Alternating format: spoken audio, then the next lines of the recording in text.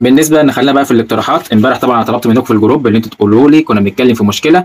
المشكله ديت اللي هي الناس الكبيره في السن لما بيروحوا يشتغلوا في اي مكان ما بيتقبلوش. بتلاقي دايما الاعلانات اللي انا بنزلها على الجروب بيقول لك انا اهم حاجه عندي يكون سنه من كذا، مثلا من اول 18 سنه لحد 35 سنه.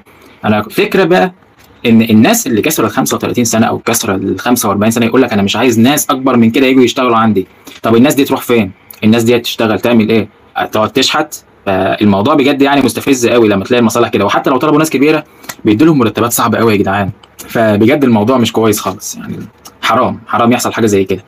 الفكره في النقطه دي، الناس ديت ما شاء الله عندها خبرات واتعلمت من الحياه وشافت من الحياه كتير. الناس دي المفروض يعني يبقى ليها حاجه تنفعهم.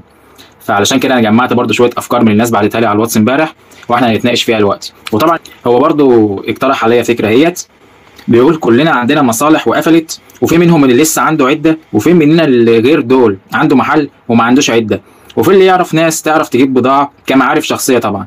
فايه رايك كل مجال يتشاور مع بعضه، يشوف لو اللي يقدر بالمحل واللي يقدر بالعده واللي يقدر بالمعارف، وتبقى مصلحه للجميع. فهي الصراحه هي ما شاء الله فكره كويسه. كل واحد في مجاله هيكون فاهم هيجيب ايه، ويعمل ما بينهم اتفاق سواء بعقد او بما يرضي الله، وكده هتلاقي الموضوع قرب مع ناس كتير. لو في كل 3 انفار راجل كبير في السن هيكون له تقدير له في الصحه، واسمه شغال عند نفسه مش عند حد يطلع عينه. فعلا دي حقيقه. الموضوع مش شرط فيه فلوس، يعني ترتيب الافكار هي اهم من الفلوس. هو الصراحه كلام زي الفل. في ناس معاها عربيات سواء ملاكي او ربع، وناس تانية ليها اصحاب شغاله في الجمله او حلويات او اي نوع بضاعه. انا معاك في اي وقت اذا محتاجين حاجه، وربنا يوفق الجميع.